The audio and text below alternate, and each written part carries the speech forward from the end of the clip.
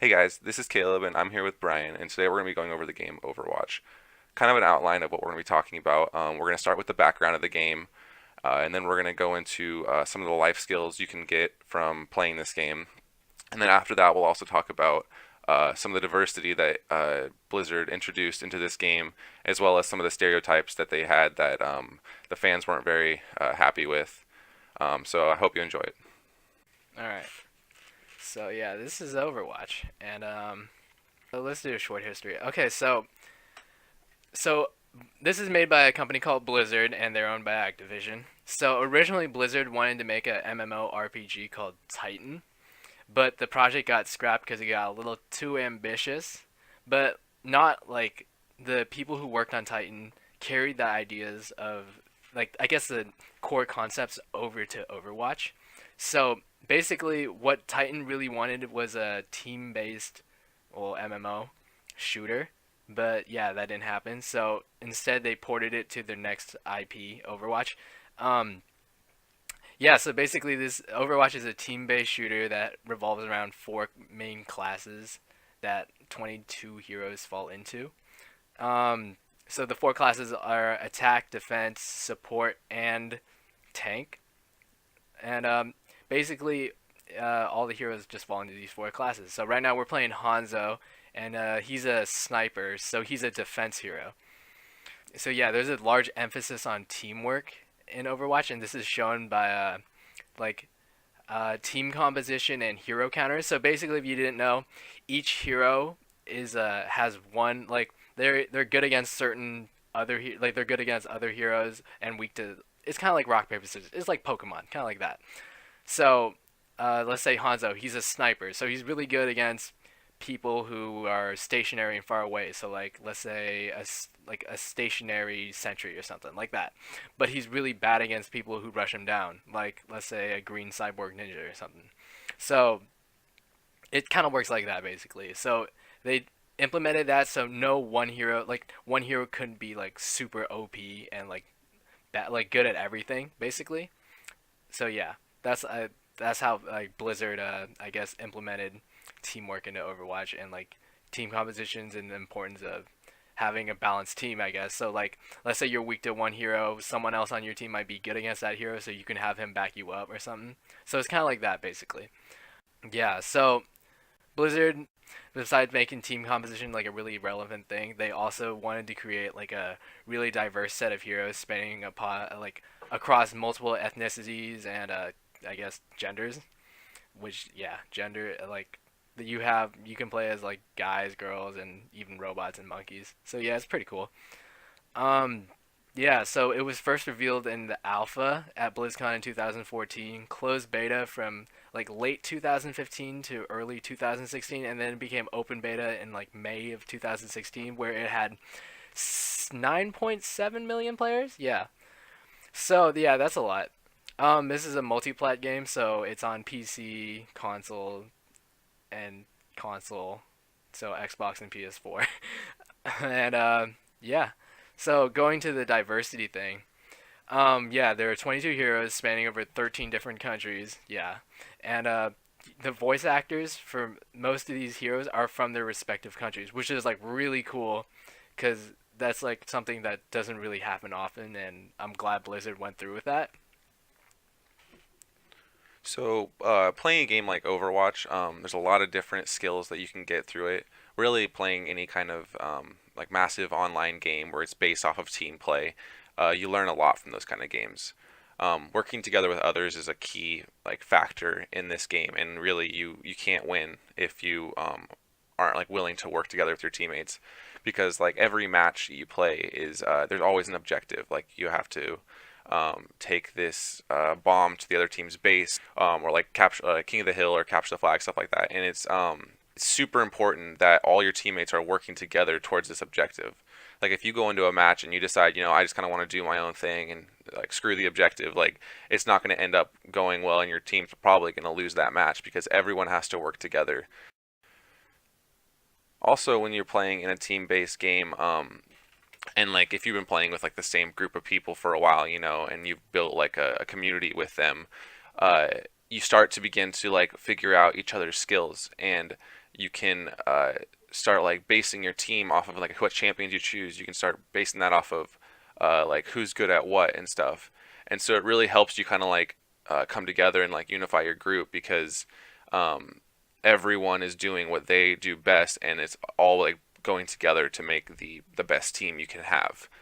And with like learning who does what best and stuff like that, you get a problem solve a ton in these kind of games because like when you're playing on a like different champions are better on different levels, and there's also like when you're going against specific opponent, like Brian talked about, like different characters counter other champions and stuff. And so learning how each champion behaves and stuff and their mechanics and their abilities, you can really start like pushing forward in the game because you know how to counter other players and stuff. And so it really takes a lot of like critical thinking and analyzing and stuff to really succeed in this game. So here's a hero roster of Overwatch, and first I'm just gonna point out Blizzard did a really good job of making these heroes because no two hero is exactly well, like they're just completely unique. Basically, you have freaking green cyborg ninja Genji, and then you have I guess a Russian chick who shoots bubbles, or you have the grandma that snipes medicine into people. It's really like unique and diverse, and it's pretty awesome. So I guess we'll just start with Ana. So Ana is she's Egyptian, and she has a Arabic speaking voice actress, and this is just one of the things that Blizzard like really got into is they got people from the respective countries to voice like the characters where the characters that are from that country too. I guess that's a really hard way of putting it, but yeah. So like for example, let's say Diva, she's South Korean and she speaks Korean, which is really cool. Korean and English, yeah. And then Genji, same thing. He speaks Japanese as well, and I think 13 characters speak their like native language. So we have Ana, Diva, Genji. Uh, not gonna include the American characters, but May, Mercy, uh, Widowmaker, and Zarya. Yeah. So even for characters that don't, I guess like the voice actors don't speak the native language, they still got like like the voice actors from the same country as the character. So like Hanzo, for example, he's voiced by Paul Taguchi, and he doesn't speak Japanese, like, but I think it was kind of cool. Like they got like a Japanese guy to voice the Japanese character rather than like let's say a white guy. All the characters are also from like different countries, which is really cool to see people being represented. As we go over again, Ana's it from Egypt, Diva's South Korea, Genji Hanzo Japan, Junkrat is from Australia. Yeah, Australia. Lucio Brazil, McCree the U.S. of A. May Chinese, Mercy Swiss, Farah Egyptian, Reaper USA, Reinhardt German, Roadhog Australian, Soldier US, Symmetra India, Torbjorn Swedish, Sweden, Tracer from the UK, Widowmaker from France, Winston's from the Moon, and Zarya from Russia, and Zenyatta he's a robot. Um, Even though Blizzard did like a really good job of like creating a really diverse cast, people have been saying like some of these characters are really stereotypical. I guess for example, like I guess Diva is like a really gamer girl stereotype, and I guess it's like that's also you could like it kind of comes from like the stereotype that Koreans are really good at like well actually it's really funny that in our bio Diva is actually a professional StarCraft player. And it's like and all of her like sprays for example are like gaming references like uh there's a GG one, there's my personal favorite is Salt. And yeah, it's kind of like they're really like playing the stereotypes really hard. Um, yeah, and then I guess it's also run into a little controversy too. For example, like some character skins have like offended some religious groups. For example, Symmetra. Yeah, she has like two of her. legendary skins are Devi and Goddess have kind of offended the Hindu community because, it's representing the people they worship. Another example, Farah. As I mentioned before, she's Egyptian, but she has these two skins, Rain Dancer and Thunderbird. Offended the Native American community, understandably, because, one, they're kind of like stereotypical, like Warhawks and stuff. Yeah, and she's also not Native American, though. Yeah. So I think if we had to relate this game back to some of the articles that we read in class, it fits in pretty well with the first two articles.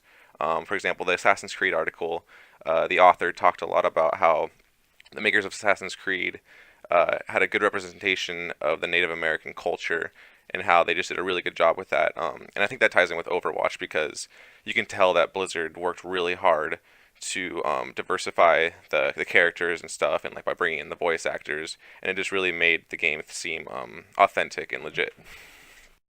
And then you could also relate this game to the Bow Nigger article because that article talked a lot about racism in like an online game and stuff, and I think Overwatch being an online like massive multiplayer game, there's always like an opportunity for racism to come up, especially in like a team-based game where it can get really heated and stuff.